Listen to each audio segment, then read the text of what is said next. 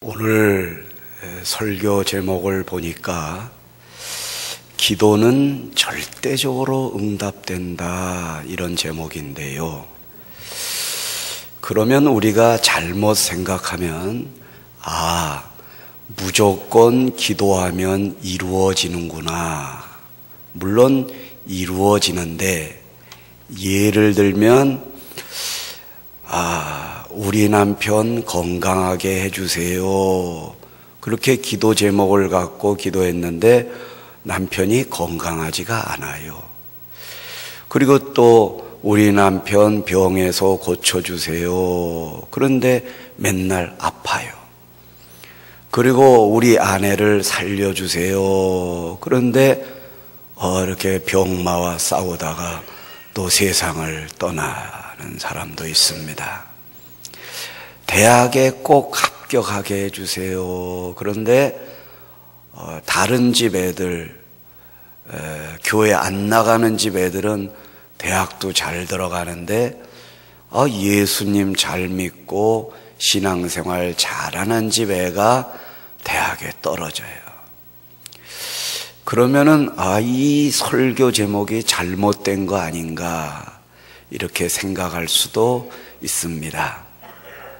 그러나 여기서 응답된다라는 거는 내가 기도하면 다 잘 되게 해주시고 다 고쳐주시고 이런 게 응답이 아니라, 우리가 산에 가가지고 야호 하고 이렇게 소리를 지르면 산에서 메아리가 들려오죠. 그쪽에서도 야호 하고 소리가 들려옵니다.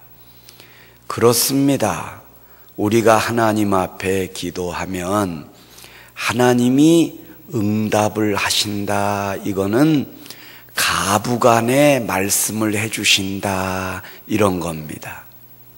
나는 고쳐지는 게 최고고 나는 잘 되는 게 최고지만, 하나님이 보실 때는 그 기도 제목을 주신 이유가 잘 되게 해주고 낫게 해주고 걷게 해주고 일어나게 해주고 고쳐주고 이러시는 게 하나님 뜻에 맞으면 고쳐주시지만, 만약에 하나님이 그런 기도 제목과 어려움과 시련을 주실 때 무슨 뜻이 있으면 절대로 그거를 들어주지 아니하시고 반대 방향으로 인도하실 때가 있습니다. 그러니까 정방향으로 인도해 주시는 것도 응답이요, 반대 방향으로 인도하시는 것도 응답이에요. 그렇기 때문에 여러분들이 정방향으로 기도가 이루어지든지 반대 방향으로 이루어지든지 하나님이 이루시는 과정을 잘 보시고, 또 내가 기도하니까 하나님이 이렇게 인도하시는구나, 그거를 감격해하고 아멘하고 감사하시기를 바랍니다. 그럴 때에 하나님이 날마다 여러분의 기도에 응답하시고 날마다 여러분에게 찾아오셔서 말씀해 주시기를 원하십니다. 이게 중요한 거예요. 그러니까 여러분들이 여러분 자신이 기도의 표준이 아니라는 걸 알아야 돼요. 내가 기도하면 반드시 들어주셔, 그게 아니라 이거죠. 어떤 아들이 선을 보는 즉시 자기 어머니에게 허락을 받아야 했기에 어머니에게 데려갔으면 맨날 어머니가 딱지를 놓는데요. 자기 눈에 안 들어요. 너는 왜 이렇게 여자 보는 눈이 없냐? 그 여자는 여기가 안 됐고 이런 면이 안 됐고 안 된다 그랬어요. 엄마 표준에만 맞추려고 그러지 말라고. 그래도 엄마 눈에 들어야 다 너도 나중에 후회하지 않는다고 엄마 눈에 드는 여자를 데리고 오래요. 그래서 이 아들이 이러다가 나는 장가도 못 가겠구나, 그래가지고 자기 친구에게 어떤 여자를 데려가야 우리 엄마가 마음에 들어 하시겠니? 그랬더니 그 친구가 니네 엄마하고 얼굴도 똑같고 성격도 똑같고 말도 똑같게 하는 그런 여자가 있으면 그런 여자를 데려가면은 무사 통과될 거다. 그래가지고 이 아들이 돌아다니면서 우리 엄마랑 성격도 비슷하고 외모도 비슷하고 말투도 비슷한 여자를 데리고 갔더니 엄마가 오케이 장가가라. 그래서 이제 마지막으로 절차에 의하여 아버지에게 허락을 받아야 되겠기에 아버지에게 갔습니다. 아버지, 엄마가 드디어 허락했습니다. 어떤 여자길래 니네 엄마가 허락했느냐? 엄마랑 얼굴도 비슷하고 성격도 아버지가 기절하려고 그러더래요. 그러면서 아버지가 그 아들의 손을 붙들고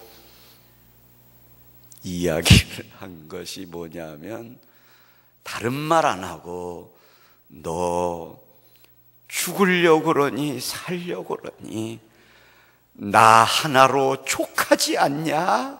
이렇게 이야기하더랍니다. 여러분 그렇습니다.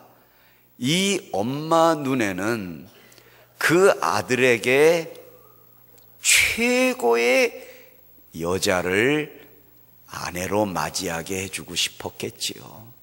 그런데 그 표준이 자기라 이거예요. 다 남들은 그렇게 생각 안 하는데 본인이 최고로 생각하는 게 문제라요.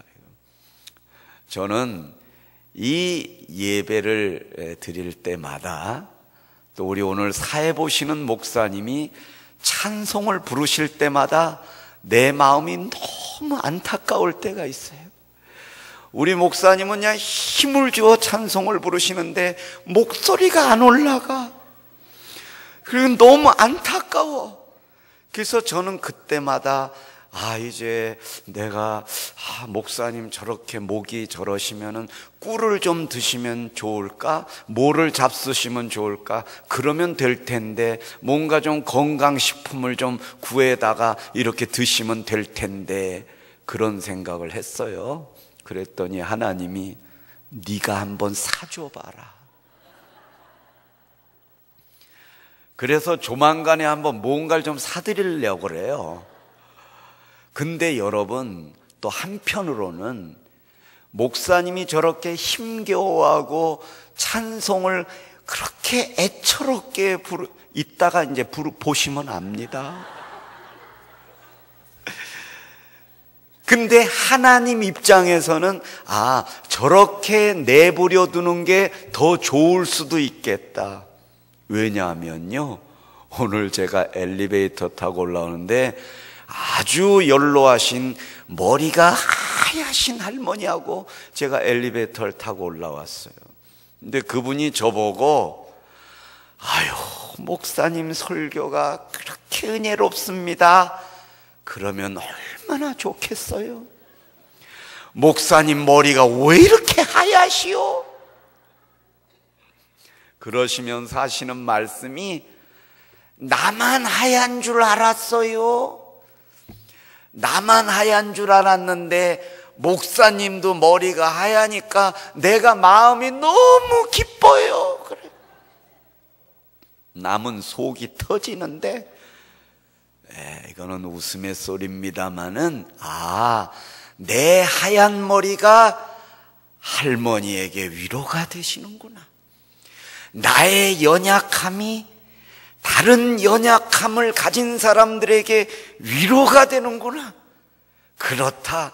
내가 기도 제목을 갖고 하나님 앞에 기도할 때에 하나님이 내 기도를 왜 들어주시는가? 그것은 나만 위로하시고 나만 축복하시는 게 아니라 나를 통하여 많은 양떼들에게 위로와 힘을 주시기 위함이라는 걸 오늘 깨달았습니다. 그렇습니다. 오늘 본문에 나오는 히스기야라는 사람이 하나님 앞에 기도를 합니다. 그런데 하나님이 히스기야의 기도를 들어주셨습니다. 저는 이 장면을 읽으면서 어저께까지도 그래, 히스기야처럼 간절히 기도하고 눈물로 기도하면 하나님이 꼭 들어주시는구나, 나도 그렇게 기도하고 나도 그렇게 울어야 되겠다라고만 생각을 했습니다.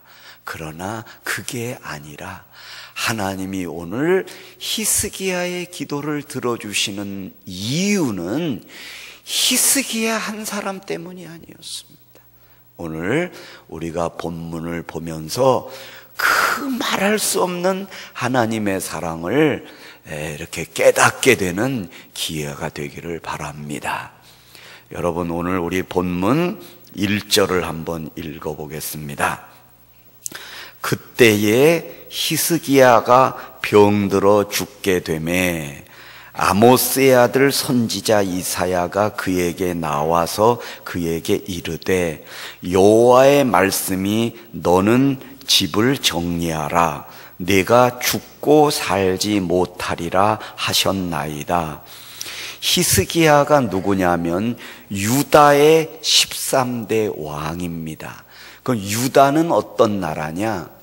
북쪽에는 이스라엘이 있고 남쪽에는 유다가 있어요. 원래는 하나의 국가였는데 아브라함과 이삭과 야곱으로부터 내려오는 하나의 국가였는데 나중에 쭉 내려오다가 다윗 왕에 이르러 가지고요, 그 아들 솔로몬까지 하나의 국가로 내려왔는데 솔로몬의 아들 르호보암 때부터 남쪽에는 르호보암이, 북쪽에는 여로보암이 이렇게 왕이 되어 가지고요, 하나님의 백성들이 둘로 나뉘어지게 됩니다. 그래서 북쪽은 북쪽대로, 남쪽은 남쪽대로 이렇게 국가가 이어가는데, 북쪽은요 10개의 지파였고요, 남쪽은 2개의 지파로 이렇게 아주 약하게 이끌어져 나가는데, 여러분이 그걸 아셔야 돼요. 예수님은 어디서 나시게 되냐면 유다에게서 나시게 됩니다. 참, 그러니까 하나님은 강한 자를 통해서 오시지 않아요. 약한 자를 통해서 오시는 걸 우리에게 보여주시는 거예요. 그러니까 강한 자의 하나님이시기도 하지만 약한 자의 하나님이시기도 합니다. 그러니까 강하지 않다고 좌절하지 마세요. 10사람이 10개의 응답을 받는다면 2개의 사람이 2개의 응답을 받는 것도 하나님이 귀하게 보시고 하나님은 연약한 편을 택하여 거기서 영광을 받으시는 것입니다. 이게 중요하다 이거예요. 그래서 유다의 13번째 왕이 히스기야인데요, 이 사람이 25살 때에 왕이 됩니다. 그래가지고 예루살렘에서 29년 동안을 통치하게 되는데, 오늘 보니까 그때에 히스기야가 병들어 죽게 되었다. 그래서 제가요, 왜 병들게 되었는가? 뭐 또 하나님 앞에 잘못했나? 그래서 하나님이 징벌을 내리시는가 찾아봐도요, 직접적으로 왜 히스기야가 병들어 죽게 되었다는 것을 하나님이 말씀하지 않으셔요. 근데 그 15장, 16장, 17장 쭉 읽어보면 벌을 받게도 생겼어요. 그러나 그것이 직접적인 원인이라고 말할 수는 없습니다. 오늘 우리 기도하신 안수 집사님께서 사내립에 대해서 이렇게 말씀을 하셨는데요, 그 기도는 바로 이분이 열왕기 하를 최소한도 섭렵하신 분이에요. 역대상 역대하를 많이 읽으신 집사님이라. 그러니까 사내립이 나오는 거예요. 이걸 잘못 들으면 이게 무슨 산호초인가? 사내립인가? 사내립이 누군가? 어디서 듣기는 들었는데, 이게 오늘 본문 앞에 나오는 아수르의 왕의 이름입니다. 이게 나오는데, 그래서 여러분들 여기에서 사내립에 대해서 이야기할 수는 없고요. 오늘 히스기야가 무슨 이유에서인지 병들어 죽게 되었어요. 그럴 때 이사야서를 기록한 아모스의 아들 선지자 이사야가 와가지고요, 너는 죽고 살지 못하리라 사형 선고를 내리게 됩니다. 그런데 2절에 보니까 히스기야가 낯을 벽으로 향하고 여호와께 기도하여 이르되, 여기 보십시오. 너 이제 죽는다. 사형 선고가 내려졌어요. 병원에서 의사가 이제 3달 남았습니다. 사형 선고를 내려요. 당신 남편 오늘 밤을 못 넘깁니다. 이 사형 선고를 내렸어요. 실제로 또 그렇게 해가지고 의사가 그렇게 해가지고요 돌아가시는 경우가 있잖아요. 그런 하나님의 사형 선고가 내려질 때에 1절과 2절 사이에 뭐가 있는가? 너는 죽으리라. 히스기야가 여호와께 기도하여 이르되, 1절과 2절 사이에 하나님의 사형 선고와 히스기야의 기도 사이에는 아무것도 없었다는 게 중요합니다. 여기서 왜 이런 시련이 나에게 옵니까? 어쩌다가 이런 문제가 우리 가정에 옵니까? 내 자식에게 이런 시련이 오나요? 하나님 이러지 않았어요. 너 죽는다. 그랬더니 히스기야가 기도하여 이르되, 이런 기도가 하나님 앞에 응답을 받는다 이거예요. 뭐라고 기도하는 줄 아세요? 이거를 알려면 여러분이 나중에 집에 가셔서 이사야 38장을 읽어보시면 그가 기도한 내용이 나와요. 왕 히스기야가 병들었다가 그의 병이 나은 때에 기록한 글이 이러하니라. 이사야 38장 9절 이하지요. 14절에 보니까 나는 제비같이 학같이 지적이며 비둘기같이 슬피우며 내 눈이 쇠하도록 앙망하나이다. 히스기야가 이렇게 울었어요.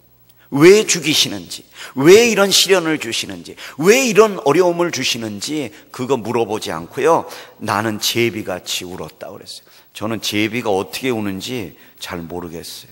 학같이 지적이었다. 근데 여름철에 우리가 시골길을 걷다 보면은 그 나무에서 매미가 맴하고 울잖아요, 그죠? 근데 그게 계속 울잖아요. 계속 1시간 앉아 있어 보세요. 1시간 동안 울어요. 계속 지적이며 비둘기같이 슬피 울었다. 얼마나 울었으면 내 눈이 쇠하도록 울었다. 눈이 텅텅 붙도록 울었다. 하나님 앞에 그렇게 본 거예요. 그냥 이렇게 조금 흐느낀 게 아니라요, 계속 하나님 나를 살려주시옵소서, 나를 불쌍히 여겨주시옵소서. 아직은 젊습니다. 아직은 데려가지 마시옵소서. 아직은 고쳐주시옵소서. 저 자식이 있습니다. 남편이 있습니다. 아직도 아직 자식이 장애가 있습니다. 살아야 됩니다. 하나님 다시 한번 기회를 주시옵소서. 간절히 기도하는 겁니다. 그래서 이사야 38장 16절에 보니까 주여 나를 치료하시며 나를 살려주시옵소서. 그러니까 여러분 기도의 내용이요, 그렇게 복잡하지 않아야 돼요. 나를 치료해 주세요, 나를 살려주세요, 그러면 됩니다. 치료해 주세요, 치료해 주세요, 살려주세요, 치료해 주세요, 고쳐주세요. 그렇게 기도하시면 돼요. 그리고 17절에 가보니까 보옵소서 내게 큰 고통을 더하신 것은 내게 평안을 주려 하심이라. 주께서 내 영혼을 사랑하사 멸망의 구덩이에서 건지셨고 내 모든 죄를 주의 등 뒤에 던지셨나이다.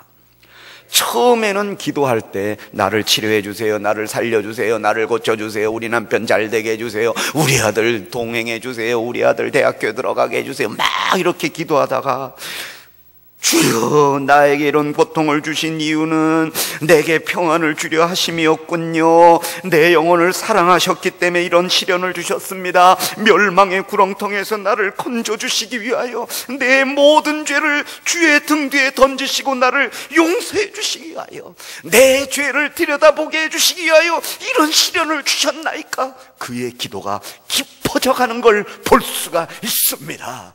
하나님이 여러분에게 왜 시련과 왜 기도의 제목을 주시는지 이제 아시겠습니까? 여러분이 미워서 그런 시련을 주시는 것이 아닙니다. 여러분을 버리신 게 아닙니다. 그래서 여러분을 가난하게 하신 게 아닙니다.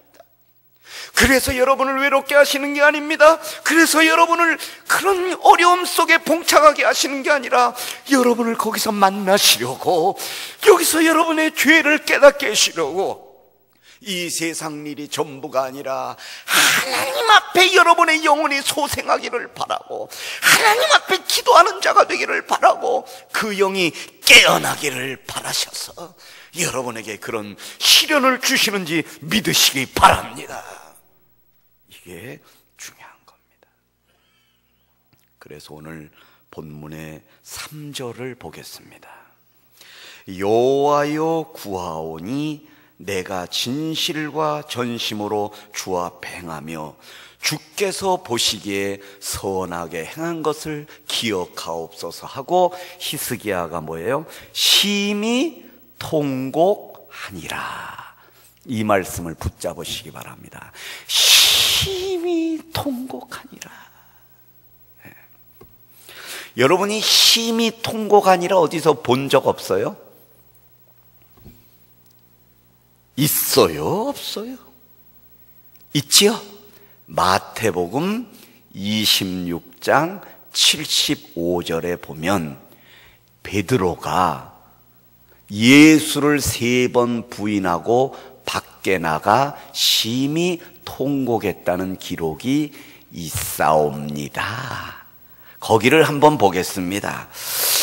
여러분, 어디냐면 마태복음 26장 31절 이하를 제가 읽어드리겠습니다. 그때 예수께서 제자들에게 이르시되 오늘 밤에 너희가 다 나를 버리리라. 기록된 바 내가 목자를 치리니 양의 떼가 흩어지리라 하였느니라. 그러나 내가 살아난 후에 너희보다 먼저 갈릴리로 가리라. 베드로가 대답하여 이르되 모두 주를 버릴지라도 나는 결코 버리지 않겠나이다. 예수께서 이르시되 내가 진실로 네게 이르노니 오늘 밤 다 굴기 전에 네가 3번 나를 부인하리라. 베드로가 이르되 내가 주와 함께 죽을지언정 주를 부인하지 않겠나이다 하고 모든 제자도 그와 같이 말하니라. 그리고 나서 75절에 가면 이에 베드로가 예수의 말씀에 다 굴기 전에 내가 3번 나를 부인하리라 하심이 생각나서 밖에 나가서 뭐예요? 심히 통곡하니라. 할렐루야. 열왕기와 20장 30절에 히스기야가 심히 통곡하니라.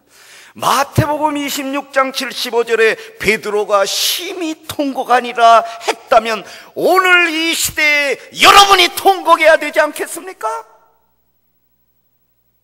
하나님이 히스기야를 통곡하게 하신 이유는 그 사람만 통곡하는 걸로 끝나기를 원하시는 게 아니라는 걸 아셔야 됩니다.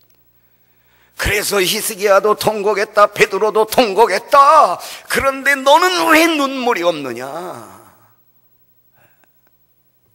너는 왜 회개가 없느냐? 너는 왜 기도의 중요성을 알면서도 말로만 그렇게 하지 너는 왜 기도하지 않느냐? 설교는 하고 찬양은 하고 봉사는 하고 교사는 하고, 그런데 너는 기도가 없어. 너 교회 와가지고 열심히 일하는 것도 좋지만은 너 여기 앉아가지고 한 30분 이상, 1시간 이상 하나님 앞에 엎드려 기도해 본 적이 있느냐? 기도해 본 적이 없어요.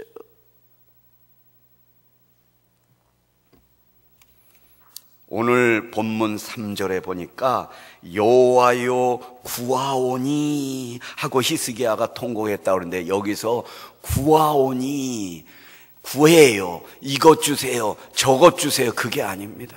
이게 그게 아니에요.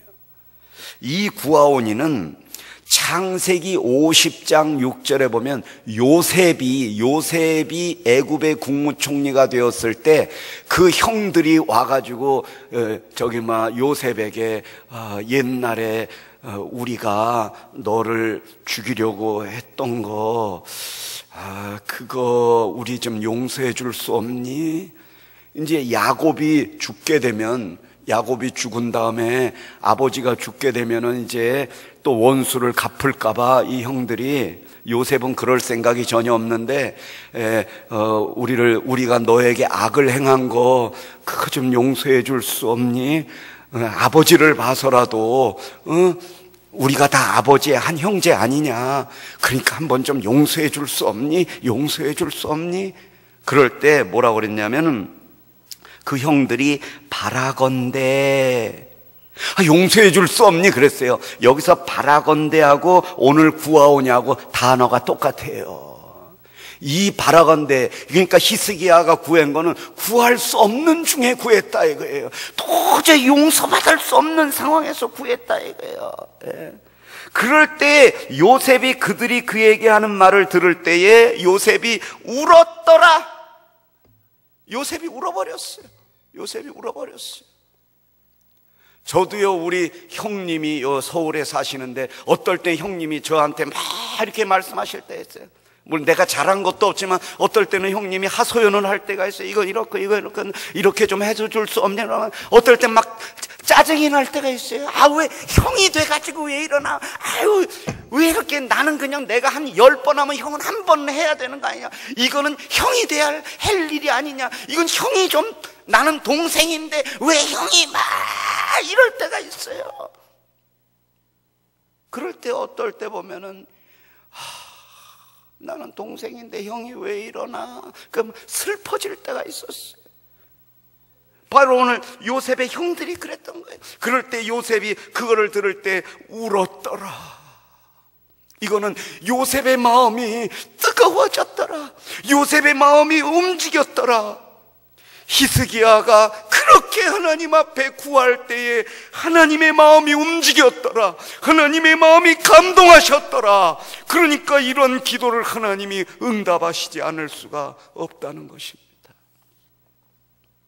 오늘 본문 4절입니다. 이사야가 성읍 가운데까지도 이르기 전에 여호와의 말씀이 그에게 임하여 이르시되, 너는 돌아가서 내 백성의 주권자 히스기야에게 이르기를, 왕의 조상 다윗의 하나님 여호와의 말씀이 내가 내 기도를 들었고 내 눈물을 보았노라. 다른 거 여러분 잊어버리시더라도 내가 내 눈물을 보았노라. 통곡하니라. 눈물을 보았노라. 베드로가 통곡하니라. 요셉이 울었더라. 요셉이 방성대곡했더라. 하나님이 원하시는 것은 바로 여러분들의 물질도 아니요, 여러분의 건강도 아니요, 여러분의 학벌도 아니요, 여러분의 충성도, 여러분의 봉사도, 여러분의 수고와 여러분의 모든 게 아니라 내 앞에 나와 울어라.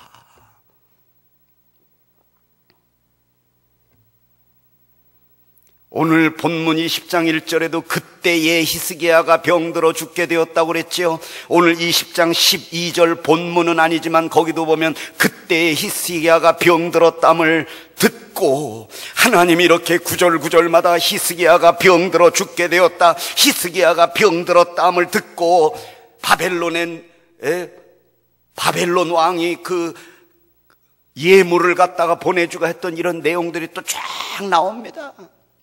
하나님이 왜 히스기야가 병들었다, 계속 병들었다 이렇게 이야기하시네요.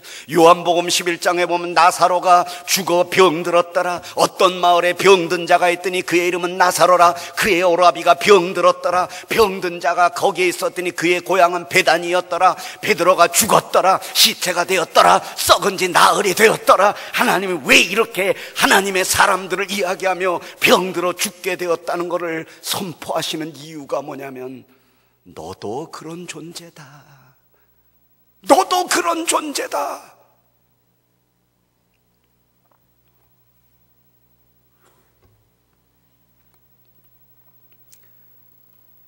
이제 말씀을 정리하고자 합니다. 마태복음 26장 34절에 보면 예수께서 이르시되 내가 진실로 네게 이르노니 오늘 밤 닭 울기 전에 내가 3번 나를 부인하리라 할 때, 여기서 예수님이 진실로 이렇게 말씀하셨습니다. 진실로. 그리고 요한계시록 22장 20절에 보면 이것들을 증언하시니가 이르시되 내가 진실로 속히 오리라 하시거늘 아멘 주 예수여 오시옵소서. 여러분, 오늘 본문 이 마지막 앞에 거를 본다면은 오늘 5절과 6절에 보면은 내가 네 눈물을 보았노라. 내가 너를 낫게 하리니 내가 3일 만에 여호와의 성전에 올라가리라. 6절에 보니까 내가 네 날에 15년을 더할 것이며 내가 너와 이 성 아수르 왕의 손에서 구원하고 내가 나를 위하고 또 내 종 다윗을 위함으로 이 성을 보호하리라. 여기서 이걸 아셔야 됩니다. 내가 네 기도를 들어주는 건 내가 너 때문이 아니라 나를 위하고 하나님의 영광을 나타나기를 원하시고, 이거 뭐냐면 하나님이 여러분에게 나타나시게 하여 히스기야를 아프게 하셨다는 것입니다. 너 때문이 아니라 이거죠. 내 종 다윗을 위한다. 마태복음 1장에 보니까 아브라함과 다윗의 자손 예수 그리스도의 세계라. 아브라함과 히스기야의 자손 아닙니다. 다윗을 위하여. 그래서 여기서도 계속 내가 다윗의 하나님이 너를 살려주신다, 내가 나를 위하고 내 종 다윗을 위한다, 이렇게 말씀하고 있는 이유가 뭐냐면 너 때문이 아니라는 것이.